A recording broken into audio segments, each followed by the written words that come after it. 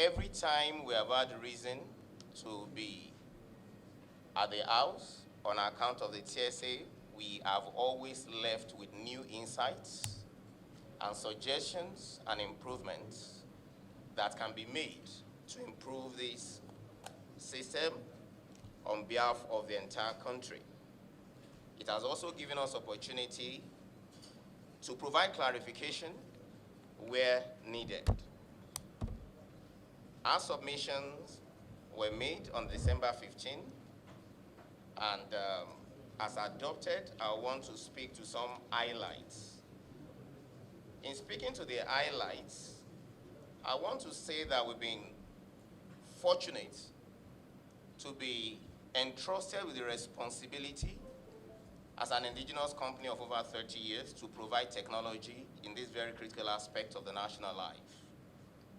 Today, by God's grace, we put in technology that makes it convenient for the average Nigerian citizen, whether individual or corporate, to remit revenues and receipts in whatever form or shape to the government through multiple channels and in collaboration with multiple stakeholders in the technology space. In the course of doing this, a number of learnings and developments for improvement, which has led to the provision of a national invoicing system, which ensures that every payment to be made to the federal government of Nigeria can be uniquely identified and payables determined in terms of expectation of revenue of government. In the same vein, the system has made it possible for Nigeria to have a national receipting system where every revenue contribution can be uniquely identified up to details of what the payment is for, what MDA it is for, into which central bank account it is going, and whoever the payer is. In the same vein, the system has made it possible for there to be a real-time insight into the revenue inflows by the relevant stakeholders of government at the Federal Ministry of Finance, the Office of the Accountant General of the Federation, the Central Bank, and particularly at the different MDAs who can track revenue inflows into their nominated accounts at the Central Bank in real time. These are not things we take for granted, and we want to put on record our appreciation for this opportunity that has been extended to us. As per our submission, up to December 2022, across the platform, there has been a total revenue inflow of about 34 trillion naira from 2015, when the federal government TSA commenced. In this regard, we also want to put on record the cooperation we have received from the different stakeholders, starting from the Central Bank of Nigeria, our regulators as a licensed operator in Nigeria, the Federal Ministry of Finance, who continues to be responsible for policy direction and guidance on the TSA initiative, and the primary operators of the FGN TSA initiative, the Office of the Accountant General of the Federation, particularly the TSA Directorate, the Revenue Directorate, and all the over 2,000 MDs that we have been providing support to in the course of revenue collections. And at this point, we wish to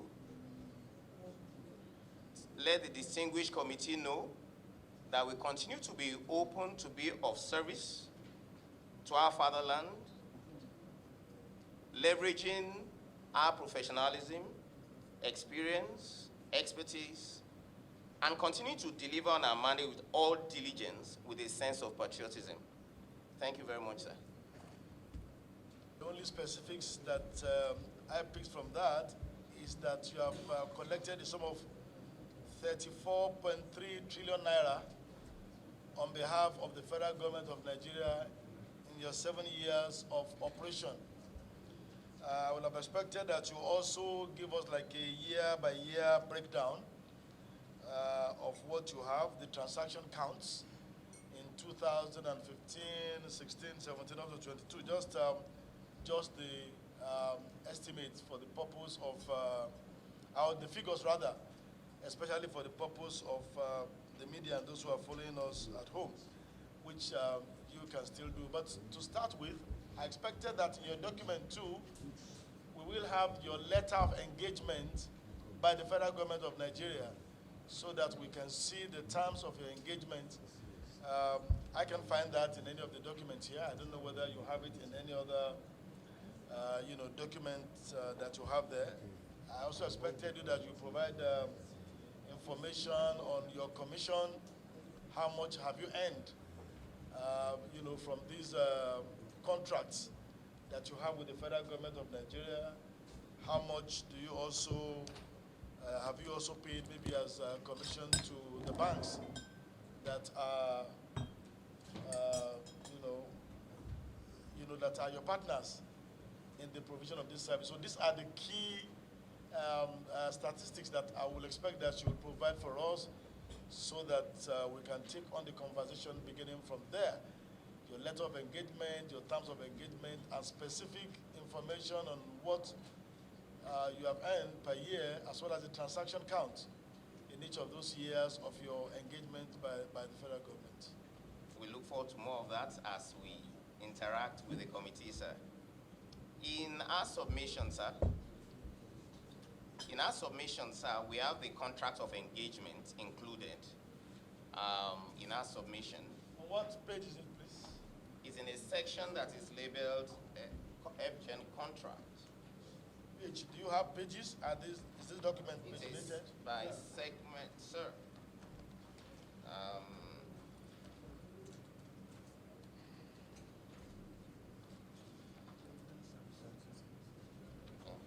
Section 4. Forward. It is labeled FGN-TSA contract. The third section. Yes, sir. We have these yellow labels, if you don't mind, dear Chairman. Okay, but It is please, labeled. please, when next you give us a document as bulky as this, make sure they have pages. It's easier to follow by pages. Now you want us to be counting the number of yellow pages. So are you talking about the third yellow page? Yes, Honorable Chairman. My own third yellow page here is, The contracts, as requested, are duly submitted, which contains the terms of the engagement. In addition to that, sir, we provided updated terms that regulate the engagement as issued by a regulator, the Central Bank of Nigeria, to undertake this assignment, sir.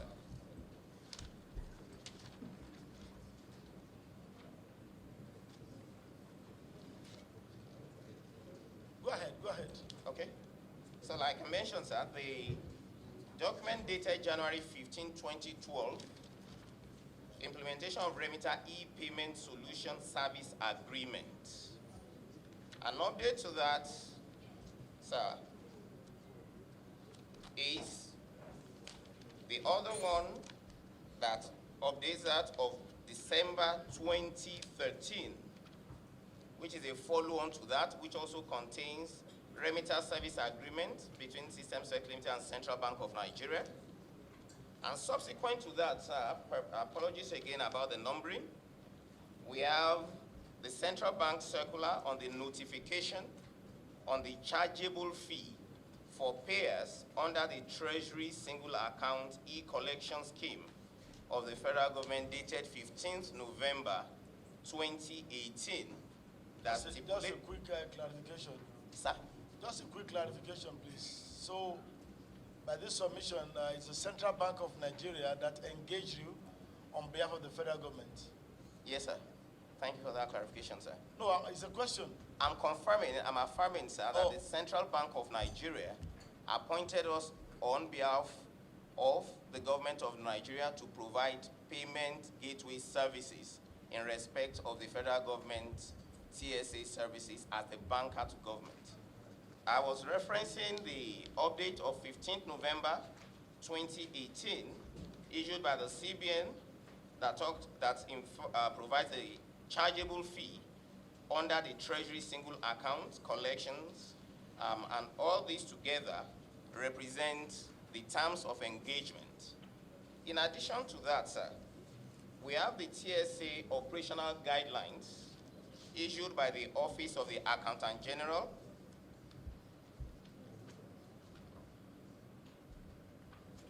Oh, okay, thank you, sir. Please go ahead. Okay, sir. Go ahead, please. Members are listening. Okay, sir. Thank you, sir.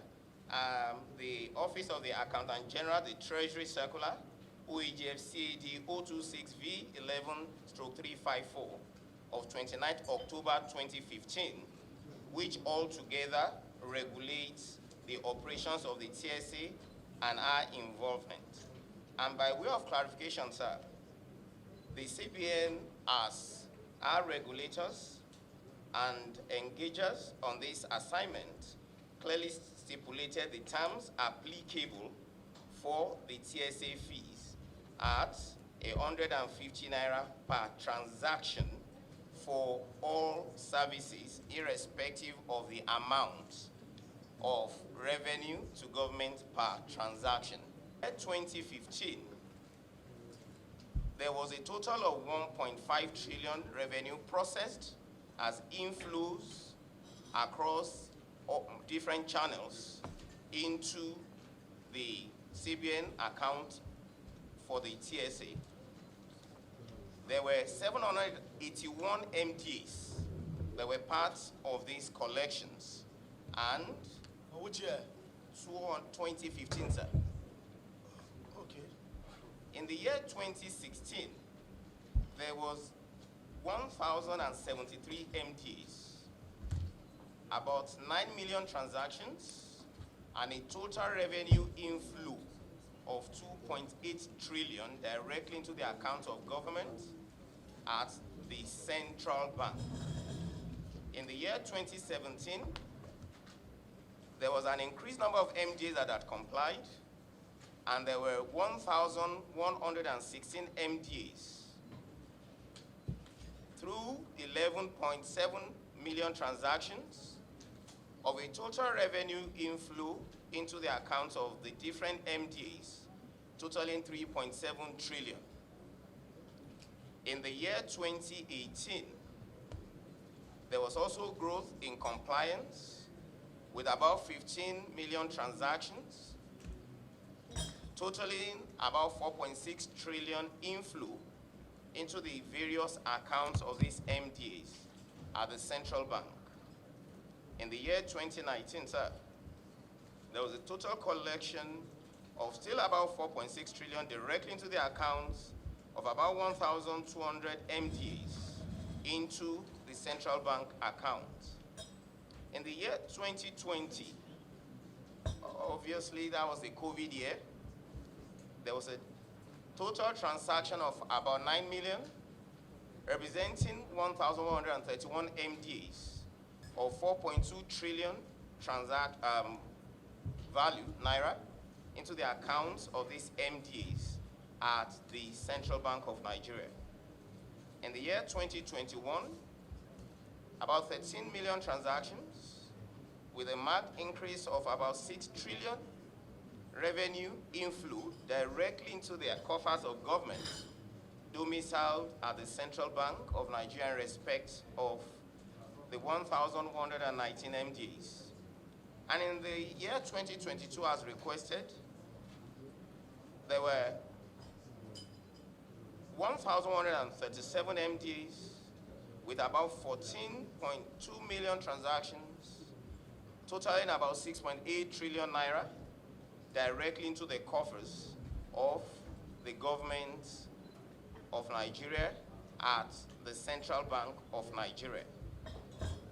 In respect of this, total fees payable as per the contract and total fees paid for each of the years, if I'm permitted to go through them, in 2015. What page can we? I'm doing a summary. It's not even paginated. No, I just wanted to follow you as you are bringing that up on the total fees. It's the last section, sir. The last 2 pages of our submission, sir. That's what we did it year by year, Okay, month okay. by month analysis. All right, So I was just summarizing by year. Yeah, okay. You can just pick like 3 years since we can follow from here. Okay, thank you, sir. Okay, maybe I just make it the most recent. For the year 2022, sir, which is the last year as requested, there was an inflow of about 6.8 trillion. Madam Grace, they are on about 3 pages to the last. That's where you have the summary of TSA collection fees. Go ahead, go ahead. Okay. Yes, sir. So I'm starting with the summary of 2022. You have them in 12 months there, but I'm just speaking the summary, sir. For each of the months, if I'm just to run through that, January 2022, 1.212 million transactions, a total collection inflow at the CBN of 652.5 billion into the accounts, and the fee income that was paid to all 5 stakeholders in January 2022 was 195,436,290 naira for the total collection of 652 billion.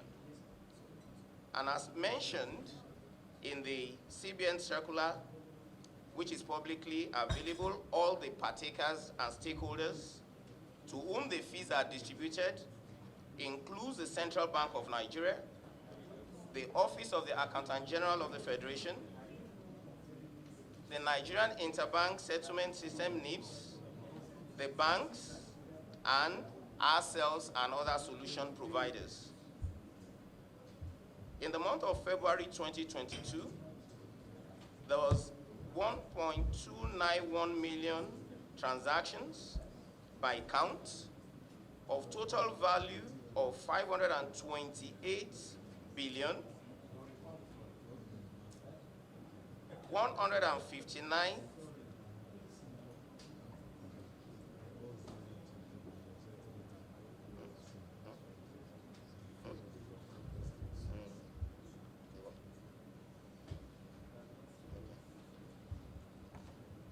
Yes, thank you, sir.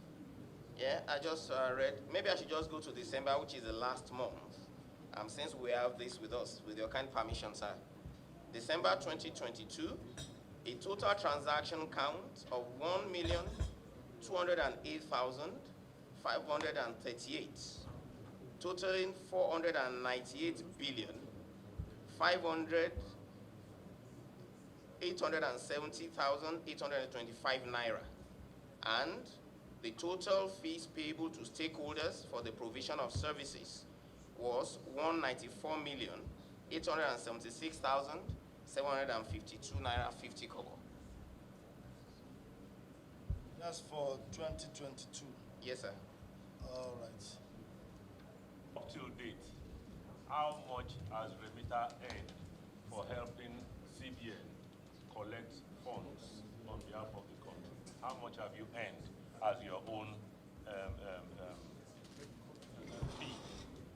Thank you, sir. Mr. Remita, I just want to find out, in your submission, I didn't see the system. This Remita is actually the company. You clarified at the beginning. I also thought System Spec is the holding company for Remita Nigeria Limited. That's the company Central Bank Has agreement with. So Remita is just an agreement they presented here. It's an agreement between Central Bank And System Spec. So Remita is an appendix. Okay, just a moment. That's a very good observation. Because you remember I was asking you at the beginning of the presentation, because all the correspondence that has come from the National Assembly to you has been addressed to System Spec. So you have an MD for System Spec, who is your parent company. Is that correct? Thank you, Mr. Chairman. If you permit me to make the clarification, sir. Go ahead. 3 years ago, the central bank came up with a new licensing regulation for all operating entities, which also affected banks, that you were not allowed to do any other thing outside of regulated activities. system specs before now had done different things in the technology space. And Remita Payment Systems Limited had to commence the ownership and operation of all regulated activities of that system specs used to operate. System specs being an holdco is therefore not an operating entity at this point. It is Remita Payment Services that is the CBN licensed entity to operate our payment business. When was Remita Systems incorporated? Remita Systems was incorporated in 2007 as a non-operating entity, but in the view of the CBN regulation, Remita Payment System was licensed in the year 2021 to carry on. You were licensed to carry out this service in 2021. Yes, sir. And the agreement the CBN had with you in 2015 was with the system spec. System spec. Like I mentioned, sir. Is that correct? You are correct, Mr. Chairman. Okay, no. Like I was saying, there's a confusion here in the companies. Are we dealing with system spec or are we dealing with Remita? That wants to clear for us. And in your submission, there's nothing here to tell us about the company, no CAC document, no strength of the company, no, absolutely nothing to tell us about either system spec or Remita. So we're just dealing with vacuum. So at least you should get all the CAC documents of this company so that what we know what we're dealing with. And a company that's making over 34 trillion should tell us the strength of their staff so that let's know what we're dealing with. Remita, thank you for your presentations. Very beautiful presentations. However, I have some concerns I want to raise. First, we are dealing with the revenue of Nigeria, the nation called Nigeria. Why is Accountant General and Office of the Ministry of Finance not involved in this agreement, engaging you as a platform to generate, collect revenue on behalf of the government of Nigeria?